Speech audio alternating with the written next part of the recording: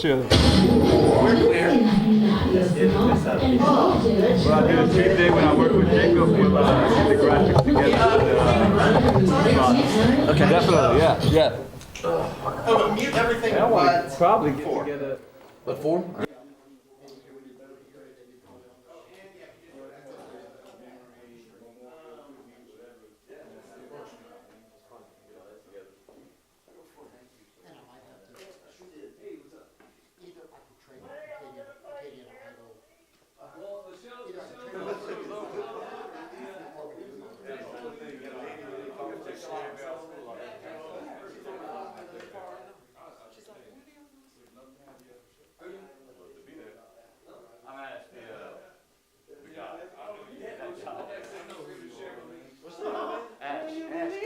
So is this still streaming live right now? I didn't know you had shirts and everything. That's so cool. Yeah. Seriously. Will you believe it?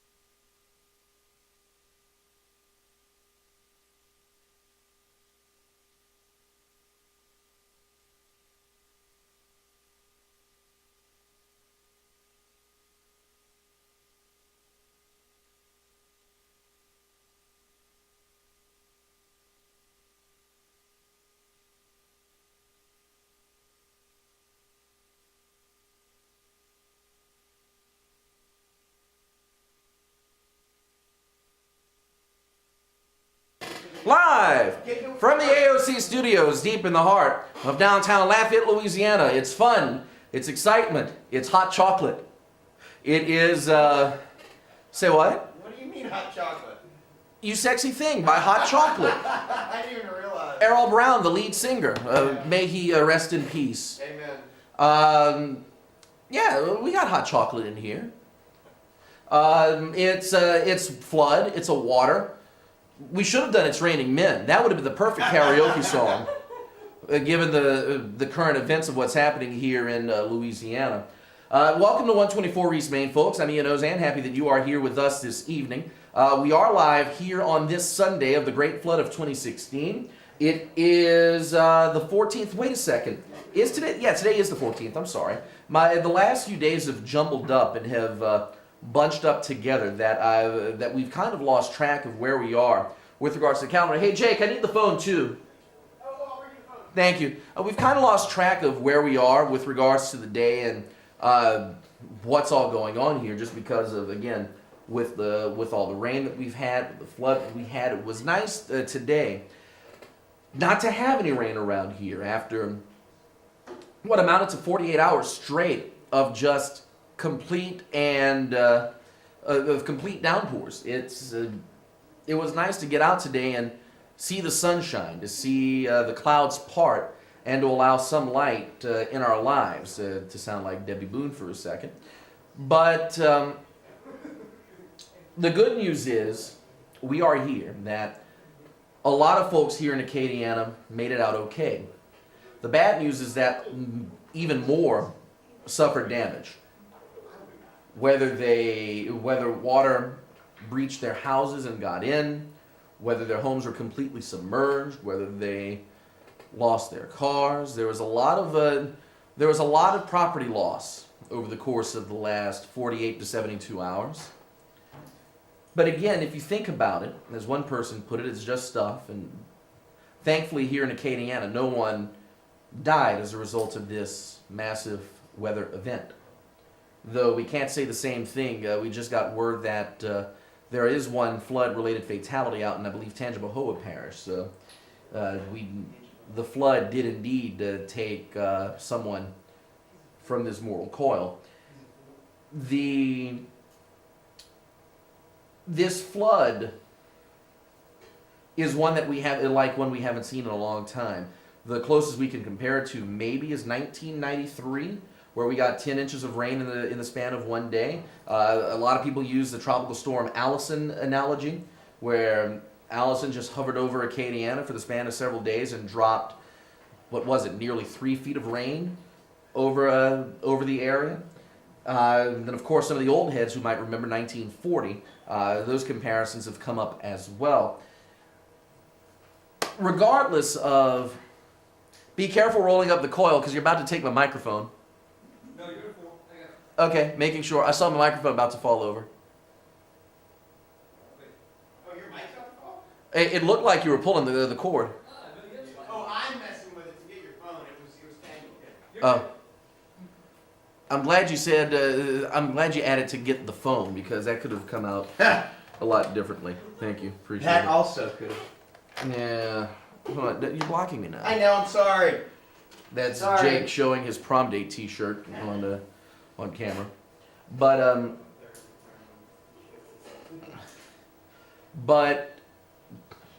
this flood, for as devastating as it was for many people, I think serves us well. And you might be thinking, why would a flood like this serve us well? And it's because this, in some weird way, is our test run for when the next hurricane hits. Well, that's true. That's the best way to describe what happened over the course of the last 2 to 3 days. It is the test run for the next hurricane. A lot of you are thinking, what do you mean test run for a hurricane?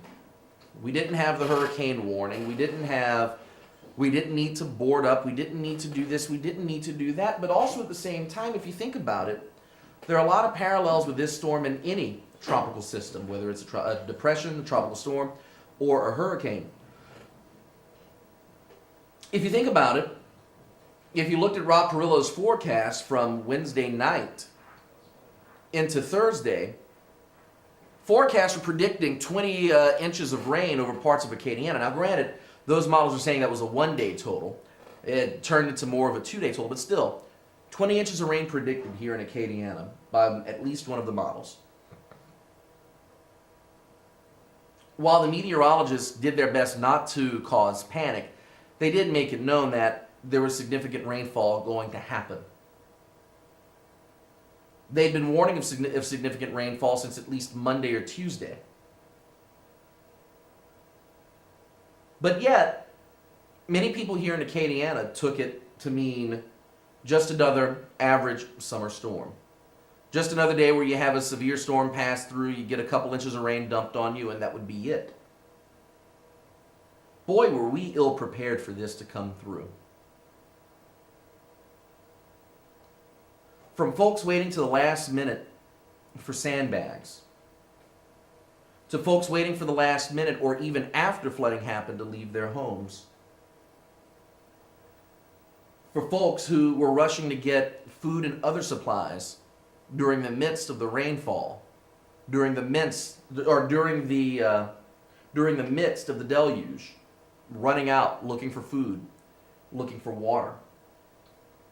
During the middle of the storm, looking to find out whether or not the Red Cross would be there to help, looking to find out if there would be someone to come and rescue.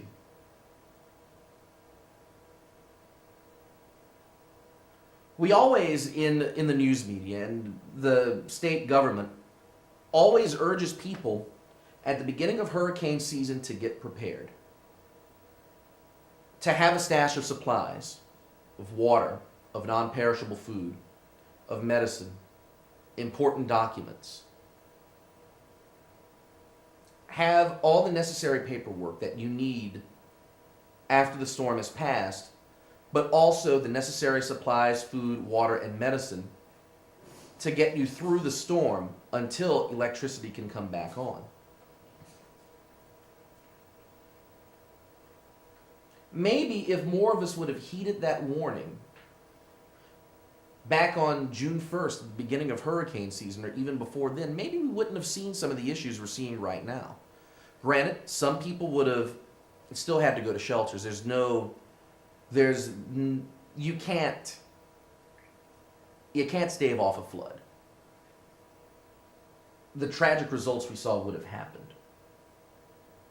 But for those who could have made it, for those whose roads were flooded but homes weren't, maybe if they'd have paid attention and heeded the warnings of the governor, of GOSEP, of Rob Perillo, of Dick Farrow, or whoever your favorite weatherman is, maybe we would have seen fewer people on the road yesterday causing wakes to go into people's homes. Good voice. Paul. We would have seen fewer people on the road to cause the number of traffic crashes we saw just in the city of Lafayette alone. At one point on Lafayette 911 yesterday, there were 30, count them, 30 crashes all happening in Lafayette Parish at the same time.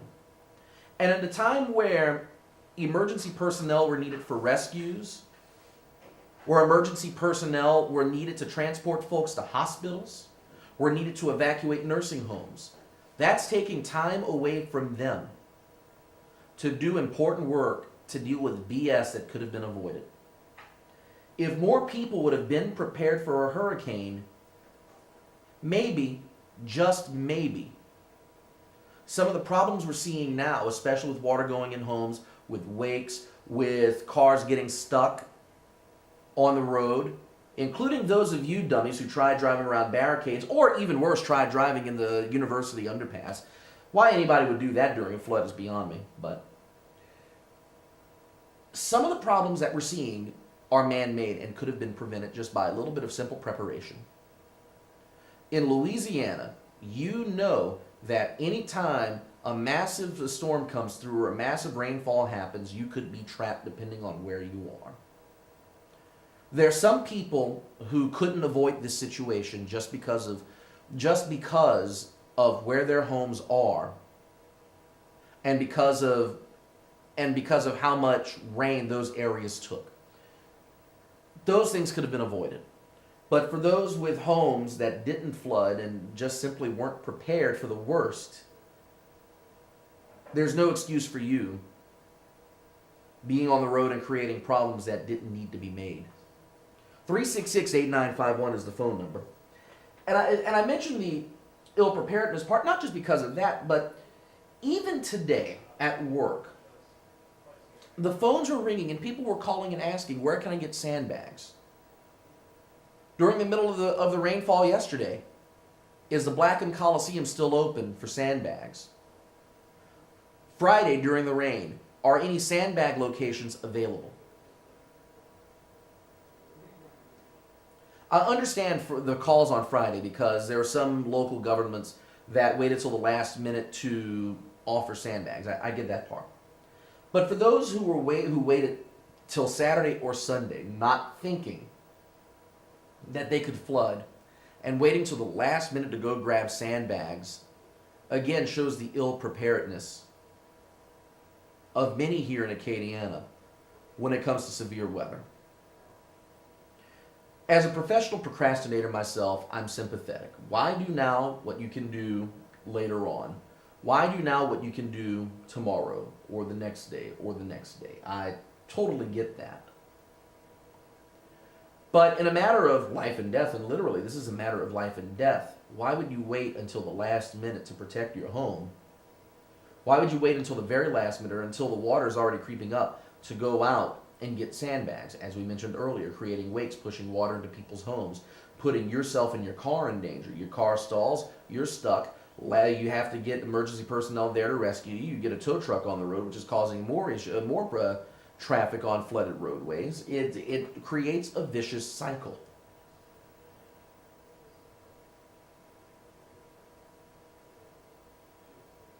And then for those on the road looking for food yesterday, looking for water, looking for groceries, compounded the issue further, especially by the time midday yesterday came around when Lafayette police announced the curfew and there was nothing left on many stores, many grocery store shelves. And I say this not to knock anybody, but I say this because it alarms me as someone who works professionally in the media, someone who works professionally in the news, because every year before hurricane season and during hurricane season, we make a point of announcing that hurricane season is coming. Do you have your checklist ready? Are you prepared? Do you have your gear? Do you have your supplies? Do you have a week's supply of baby supplies, of food, of water, of pet food, pet supplies to get you through a hurricane? And even though this incident was not a hurricane, technically it wasn't a hurricane, the situation surrounding it certainly feels like one. 2 days of waiting for the storm to pass, especially when you have a slow-moving system that stalls over you. Sometimes that happens. A day or two of waiting for the storm to move out of the area, for the storm to dissipate. Rescue operations happening during and after the storm. And flooding after it. And now in Acadia Parish, having to worry about the backflow of water. Lake Arthur is under mandatory evacuation right now. The communities of Mermentau and Crowley and Rain having to worry about the possibility of backwater flow thanks to the Mermentau River. You go farther up north into Eunice, the Bayou Nepique causing problems there. Let's head farther east with the Bayou Vermilion. With the backflow there coming up, with all the floodwaters coming back up, you're going to see issues in the Arnaville area with the Bayous Vermilion and Fuselier along the St. Landry, Lafayette, St. Martin tri-parish line. That area is going to be inundated, going to cause a lot of problems for folks who live not just in the Arnaville area, but also along the northern edges of Lafayette Parish near Carencro. We're nowhere near the end of this. This is the weather event, the weather gift that's going to keep on giving for the next week or two. But if this were a hurricane, if this had been the real deal, people wouldn't have been ready for it. If a storm would have formed in the Gulf overnight and was ready to threaten land within 24 hours, there are a lot of people who would have been royally screwed. This storm that we saw this weekend was a dress rehearsal for the next hurricane, whether or not it's the big one.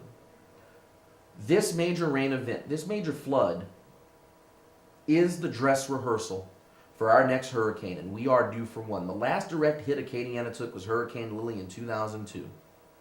Gustav came around, but it took the Andrew path. We didn't get a direct hit, but we felt the brunt of it pretty well.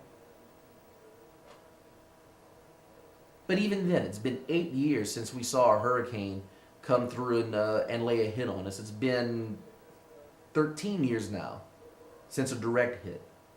We're due. We're going to have a hurricane come this way. And thankfully, we had this dress rehearsal because a lot of people got caught with their pants down, and maybe now they'll go out and get the boards and masking tape they need to board up their windows. They'll go out early before the storm arrives and get sandbags when sandbags are offered. They'll start finding and protecting their sensitive documents. They'll start storing up on the week's supply of non-perishable foods, of water, of medicines, of pet supplies, of baby supplies, of flashlights, batteries, first aid, and everything else that you need during a hurricane. In some cases, maybe some folks who are eligible for flood insurance will take advantage and purchase flood insurance.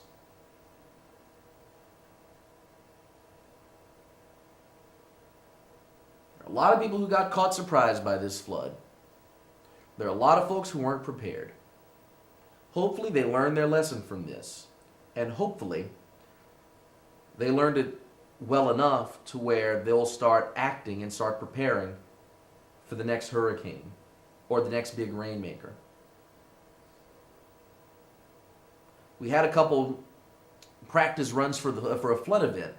One back in 2012 and then another one not too long ago, back in March as a matter of fact. This one was the main event. But even this main event of a rainmaker is still the dress rehearsal for the next big hurricane to make its way into the Gulf of Mexico and hit Louisiana. Just remember, folks, the Boy Scouts were right when they urged their members to be prepared. Maybe some of us should take that motto a little bit more closer to heart, and maybe we should get prepared or be prepared ourselves for the next time a major storm like this passes through, hurricane or not. 366-8950 is the phone number. Excuse me, 366-8951. I gave you the wrong phone number earlier. 366-8951 is the phone number here on the Acadiana Open channel. Thank you for spending part of your evening with us. Ian Ozan here with you. The other note from this storm, the other takeaway that I got from it, and it's a takeaway that I noticed coming here.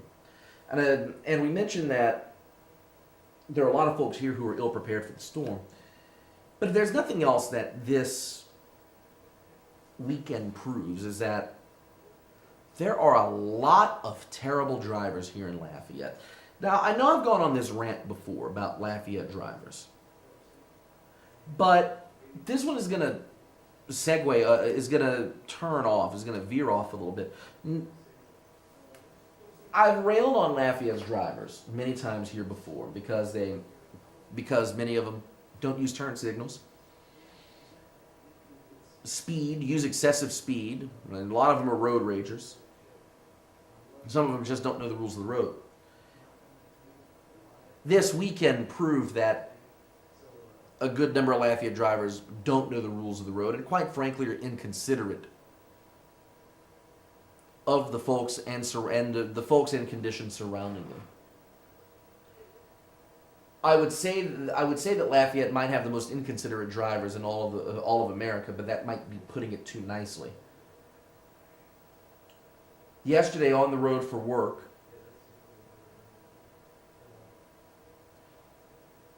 saw people driving 50 miles an hour in driving rain on roads covered in water.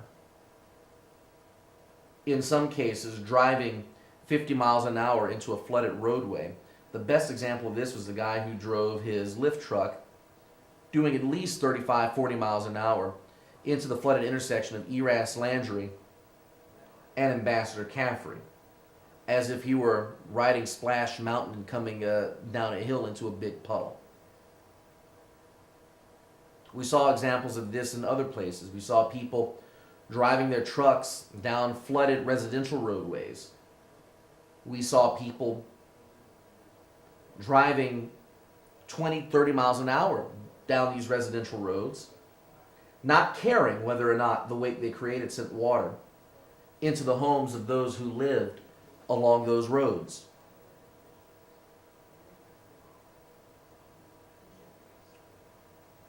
We saw drivers on the road with no lights. We saw drivers with not driving using their wipers.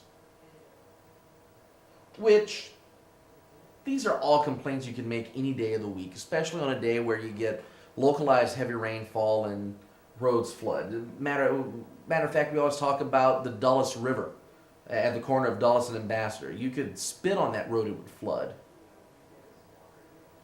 But the biggest problem over the last 2 days is not necessarily how inconsiderate some people are when they drive or when they're on the road. It's the fact that a lot of people don't know the rules of the road. That a lot of people have forgotten what they learned during driver's ed. Case in point, the light at Lena Drive and Johnson Street yesterday was dead. The light was out. Blank. But yet people were driving through without stopping. Again, folks, for those of you who forgot what driver's ed taught you, when a traffic light is out, you treat it as an all-way stop.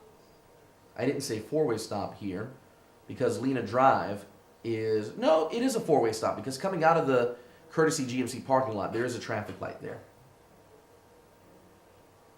You treat it as an all-way stop or a four-way stop. Nope.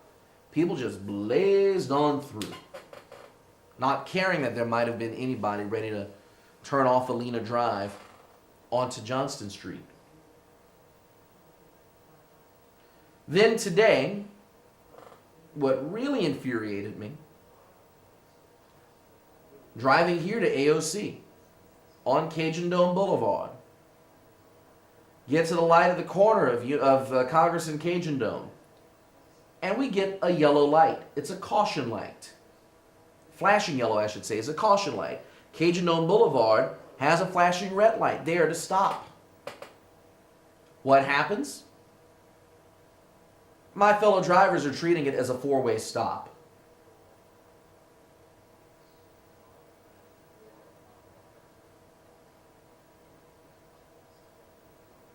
I'm starting to become a proponent now, if this ever were to come up, I would support it. Mandatory driver's ed every 5 years to renew your driver's license. I don't know if that would fix the problem, just because of the sheer stupidity of certain people we have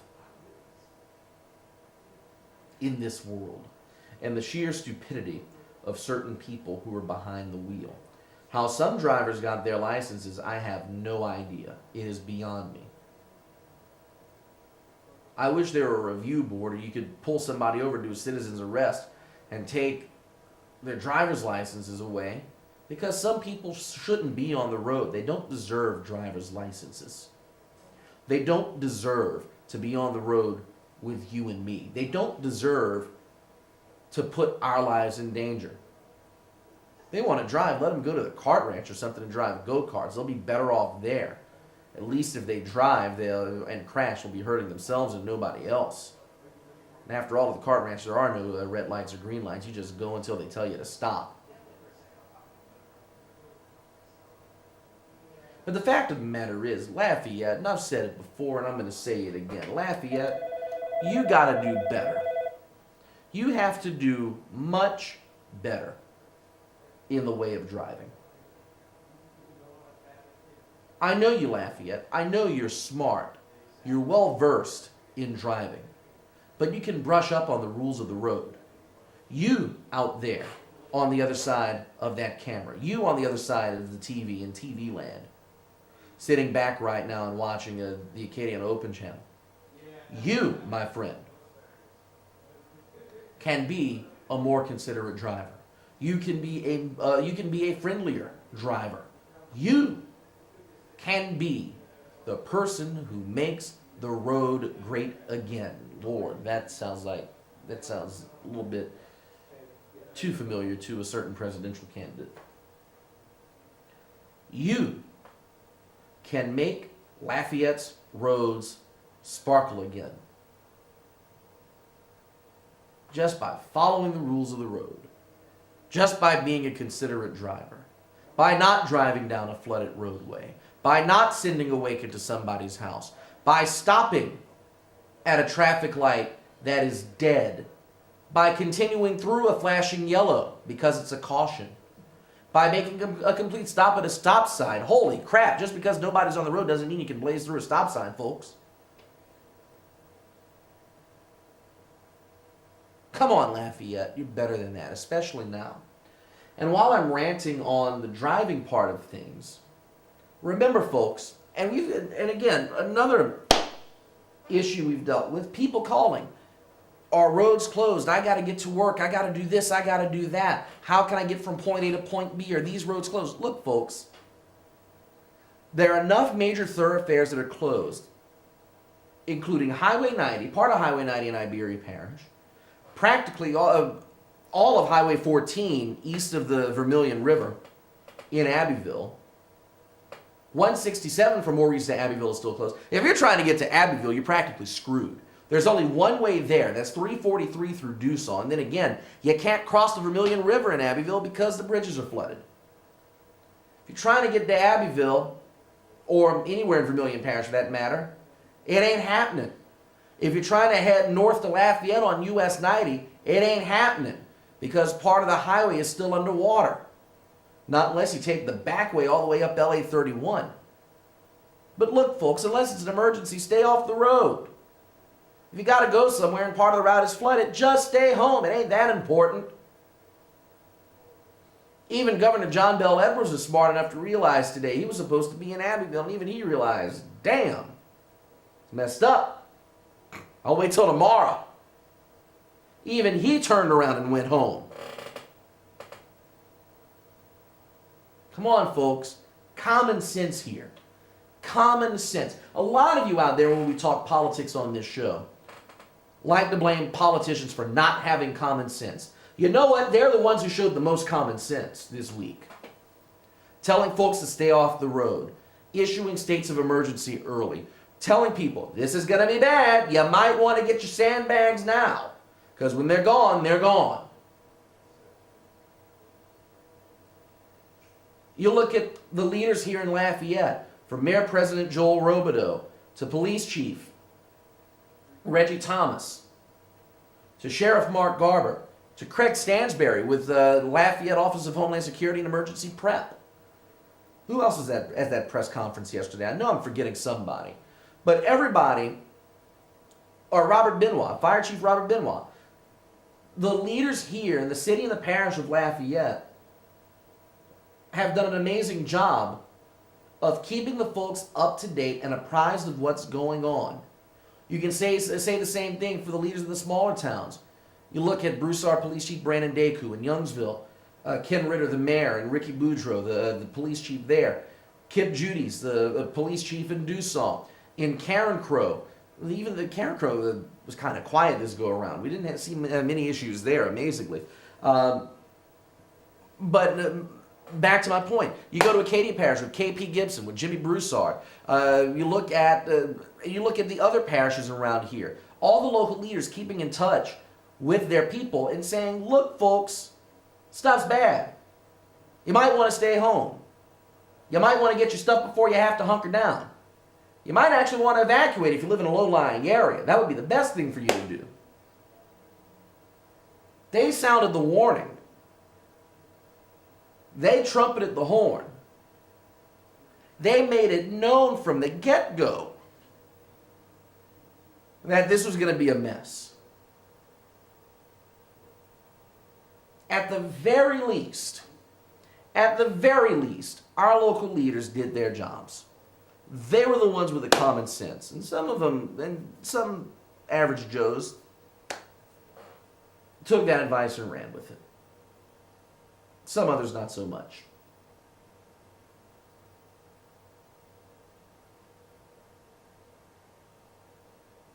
But again, folks, some things in life are unavoidable. Some things in life you can't stop. Some things you can. At the very least, take the opportunity to prepare for and prevent the little hang-ups in life for which you can prepare. Unfortunately, there are a bunch of folks here who didn't do their due diligence in preparing for the flood.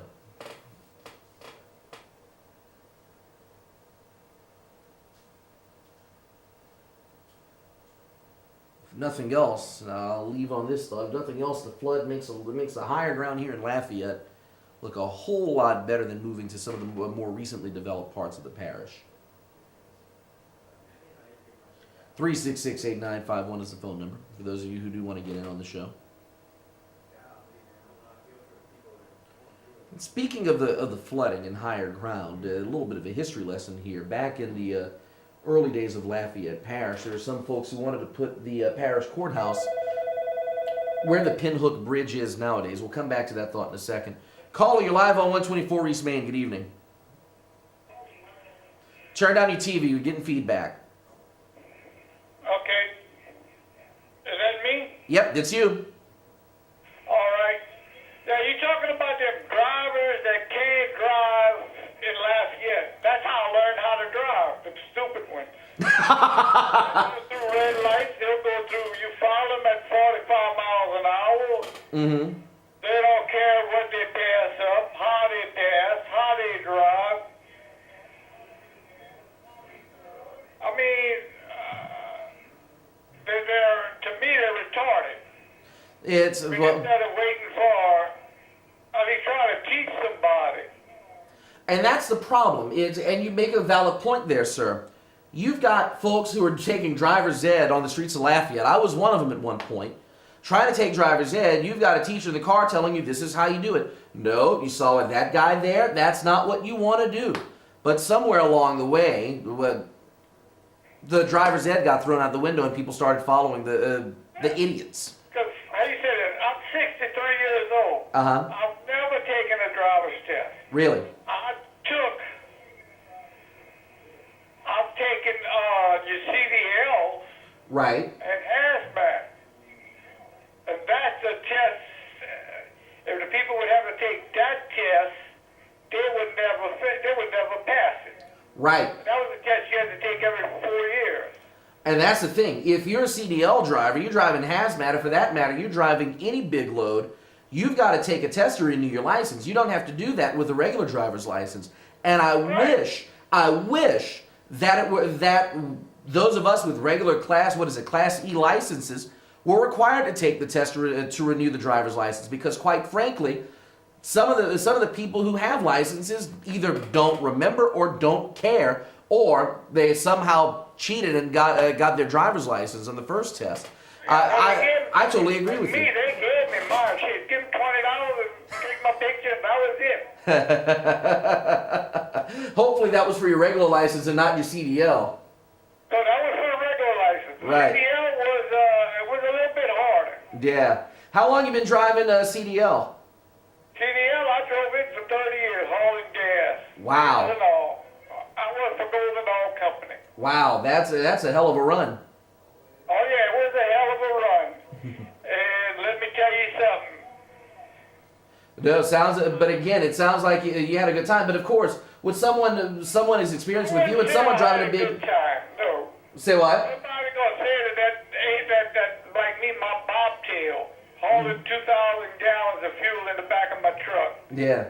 You come and stand on your brakes right in front of me. Mm-hmm. And being I got 18 wheels, you can stand your brakes right in front of me, and then you expect me to jam mine, and I'm not gonna hit you. And that's what I was about to ask you. As someone who's driven big rigs, how many times have you had to attempt to avert a crash or have someone pull that number, either cut in front of you or stop immediately in front of you and cause a crash? How many times have you been in that situation? I haven't been in that situation in a long time. Well, that's I kind of watch myself, because the deal is, I don't want to go up in flames. right. So you've got to use that extra layer of caution with what you're doing, because you're not, again, driving gas. You're not driving any regular load. You're driving a highly flammable liquid. Yeah, right. In other words, the wrong spark with the wrong leak, you go up in flames. Yeah. That was one like the state trooper. He checked me one time, and I didn't have my seatbelt on. Uh-huh. And he kind of wrote me up, and I told him, I said, you can write me up all you want. I said, I will not wear my seatbelt driving that truck. For the simple reason, if that truck catches on fire, I don't want to fight that seatbelt. I want to get out. Right. I said, that seatbelt can burn, but I can't. Yeah. No. You need to survive. The seatbelt, that's replaceable. Right. No, so I totally understand that, but I'm happy to hear that at least to have someone call in and say, yeah, people around you, we do have some other terrible drivers around here, and you driving a big rig, you know firsthand, because you see the idiots who are cutting and jumping in front and not paying attention with big rigs on the road. Right. So. Yeah, they'll cut in front of you and laugh at you and show you the finger, and it'll be all kind of fun. Yeah. The way you want to just hit another gear and just go after and put that big rig on top of them. I'm sure you've had many visions of that. I mean, sometimes it would catch me like that, to where I'd want to just jam another gear lower and just run up to them and pull it on the trunk. People don't know how to drive. Yeah. No, it's a shame, and the sad part is if something happens to them and they get killed on the road, the family wants to know why the other person did it. Right. So Then you to blame. exactly. Well, I appreciate the phone call. Thanks for checking in. We hope to hear from you soon. All right. Have a good night. All right, we're going to try. Take care. Right. This is a good first call, and the gentleman's absolutely right. And I'm glad he called in from a perspective of an 18-wheeler driver. If I'm sitting here saying Lafayette drivers are terrible, or drivers in the area are terrible, I'd shudder to think what 18-wheeler drivers are thinking. And I like to think of myself as a decent driver, and even then, around an 18-wheeler, sometimes I'll screw up and forget that I'm near one, and then cut in front or brake too slow. That happens. But the fact of the matter is, even for those of us who are conscious of it, if it happens to us, it means we've got to think about it even harder. Just think of those who don't think about what they're doing and with a regular vehicle in front of them. It's again, Lafayette, you can do better. You can do better driving. On the flip side of that, from the driving side, someone called earlier this evening over at the Real Job and asked us to remind people, hey, for those of you who want to go sightsee on the Vermilion River or in one of these other flooded waterways, don't do it. Just stay off the water, because you're paddling through, you're driving your boats, whether it's a speedboat, whether it's a canoe or a pirogue or what have you, you send an awaken to these homes. And the lady on the phone was asking if we could remind people not to put their boats in the water. Again, it comes back down to common sense. It comes back down to folks just thinking about their fellow person and being considerate. This is not the time to take your big boat down the Bayou Vermilion and go sightseeing and go take a tour. This ain't the time to do it. The Vermilion River is nice year-round. You can go anytime after the water settles back down. You can go ride your boat up and down the Vermilion River long after the water has been cleared out of Outback Steakhouse. You can sail the Vermilion River all you want once the water has receded back into its banks.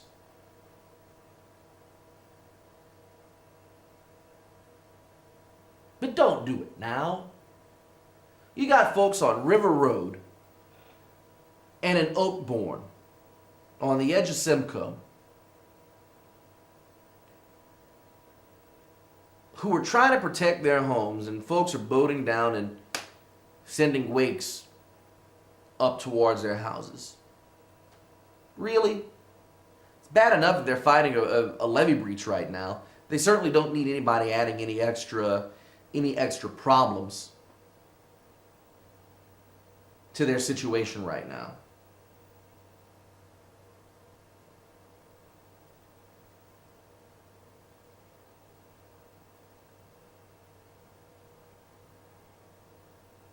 For those of you wondering, yes, schools are closed tomorrow. Except in St. Mary Parish. St. Mary, you've got school tomorrow.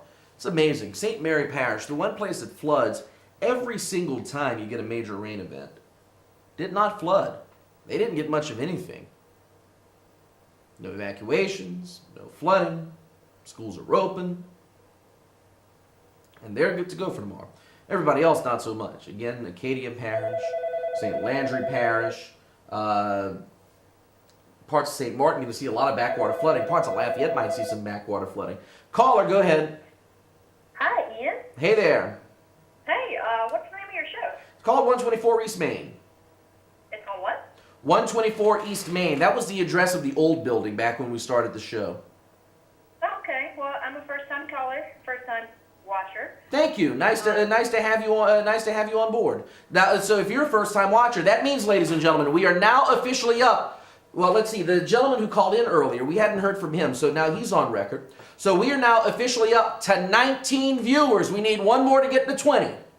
Hooray! We need one more to get to 20, but we're at 19 now. We thank you for being viewer number 19. You're welcome. I have viewer number 20 watching with me too. Hey, we have hit 20. We weren't speaking of preparedness. We weren't prepared for that. We'd have had confetti and balloons falling from the ceiling if we'd have known. Oh, hooray! Well, we were compelled to call in because we also feel like Lafayette has the worst drivers. Thank you. I'm glad to know somebody. I'm glad to know I'm not alone in this thought. Why do you say Lafayette has the worst drivers? It's like an inconsiderateness. Like, I don't know. It's rude and aggressive. But we didn't want to talk about the traffic. We wanted to ask what your owl story is. Oh, the owl story. I will do this for our 19th and 20th viewer. The owl was it was on the set the very first show we did. It was a silent tribute to my great grandmother, who had passed away the Saturday before the very first show we ever did. This owl was always in our house. It was associated with her. It's something I always associated with her, and something that was in her nursing home room when she passed away. So we brought the owl on the set for the very first show we ever did. It was supposed to be a silent tribute to my great grandmother. Those who knew who knew what the owl was understood. Those who didn't thought, hey, it might be a great set piece. The very first show we did, we put on YouTube, and some smartass wrote in the comment that the owl had the most solid performance. So after that, we decided to bring the owl back. And we are now in our 9th year on the air here on the Acadiana Open channel. Let's see, we're at least 250 shows in, and the owl has been on the show every single show we've done. There has not been one show where the owl has not been on the set. So it's our unofficial mascot, and it's still based on my performance tonight. And if you watch the show regularly, if you start watching the show regularly, you will see that even for all my long-windedness, the owl is the star of the show. He just sits back here silently and looks good. So that's the story of the owl. It is here. It is, and the owl is still rocking and rolling all these years later here on 124 East Main here on the show. Thank you, viewers number 19 and 20, for tuning in and watching the show this evening. We certainly appreciate it. Going back to the flooding thing, I'm amazed. I hear a phone ringing. Oh, someone's calling. That's why. I heard my phone buzzing. I wasn't sure what the problem was. Bert checks in. He says he's watching the show. Fearless Leader was calling me. I will check in just a second. Let's see. No, let me not say Fearless Leader's name on TV, because if I do, I might get in trouble at the real job. Let's see. He rang. So let's see if there's a response back. I thought I heard buzzing in here. I knew I wasn't going insane. I don't know of course. Hey, Jake. Ah, snap. So the phone dies on me in the middle of the show. We've got 8 minutes left. We can survive without the phone. I want to thank Bert for checking in via Facebook. We do appreciate it. Where was I? I lost my train of thought. The boss calls, and then we lose our train of thought here on the show. Oh, that's where we're going. Amazingly, and I got to say, this is the one thing that surprised me out of the entire flood situation that we had here over the last few days, is that no one, check that, one person I found on Facebook, only one person, managed to politicize the flood, which is amazing. Usually with something like this, people would start yapping and jawing about who didn't do this, who didn't do that, and so on and so forth. Someone would blame a politician for screwing something up. Somebody would say that insert politician or civic leader failed to do his job or failed to do her job, didn't prepare the people, didn't do this, didn't do that. That we have not heard any of that about our local officials, about our state officials during this emergency. And I think that's a testament to their work, a testament to their dedication to their communities and their dedication to the state. that we've not heard any complaints, and that people have been widely praising the work of the people who so valiantly serve the public in elected and appointed office. One person did ask on Facebook, at least one person I saw asked where our president was. Why wasn't he here yet? I don't know if it was facetious or if it was serious. But usually, if it were facetious, they'd end with "Thanks, Obama," but they didn't. And I'm not. And knowing who the person was, I'm not sure if they were serious or not. But we'll come back to that thought in a second. Go ahead, caller. You're on. Yeah, you talking about them floods and politics and all that? Yeah. Yeah, gotta be careful. I think Obama had a lot to do with this. You gotta watch out for that Obama. He's one of them fellers that's been going about and causing all kinds of trouble. That's why we need ourselves a good president. And that's what I've not heard at all this weekend, which is amazing. That would have been the first thing I thought I would have heard Friday night or Saturday morning on the internets. But I did not hear any of that at all. And it's amazing. And the fact of the matter, and the one person, and there was some person who, the Facebook remark I mentioned earlier about where's the president, where was he, somebody remarked, we're in a red state, he's not going to come down.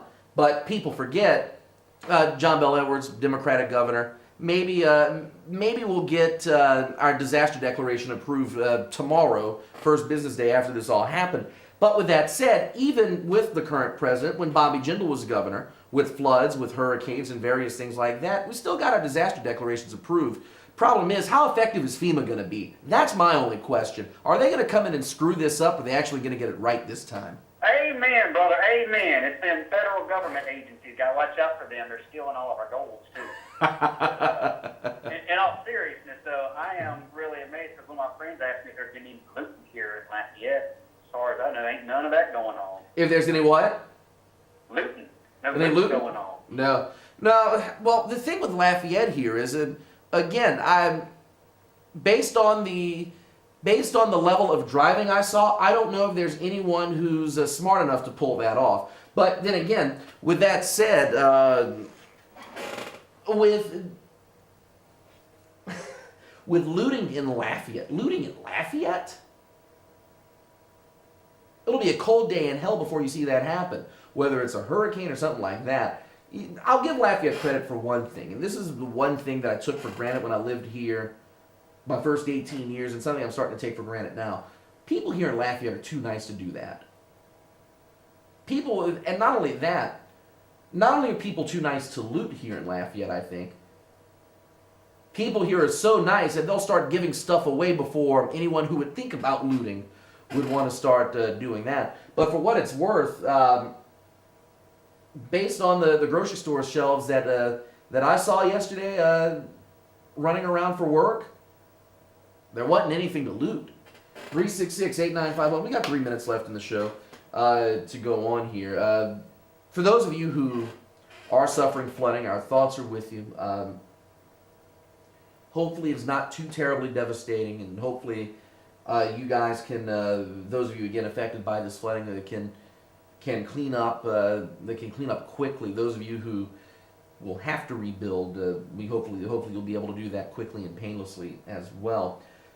We'll be here next Sunday here on. Will we be here next Sunday or will we not be here next Sunday? That's the $1 million question. I'm not sure if we're headed to Houston for a baseball game or if that's going to be next week. So if we're here next week, you'll see us. If we're not here next week, you'll see us the week after. But next week, August 21st, regardless if we're here live or what have you, we will have a new show here on 124 East Main on the Acadiana Open channel. Caller, you're the last call. Go ahead. Good on. Ian, what's going on, man? Not much. What's going on, brother? I'm going to make a couple quick comments. Go ahead. I'm glad I finally got to meet you in Opelousas. Listen. I'm happy I finally got to meet you too, Lynn. Listen. Mm-hmm. People, when it's pouring down rain, don't be an idiot. Put your lights off so people can see you, man. Okay? Thank you. Plus, also, if the state troopers and police weren't too lazy to get out their vehicles, it is against the law. And years ago, I almost became a cop, and I promise you, I don't care if it be pouring down raining. If I'd have been a cop, every time I see you, I'm going to get wet.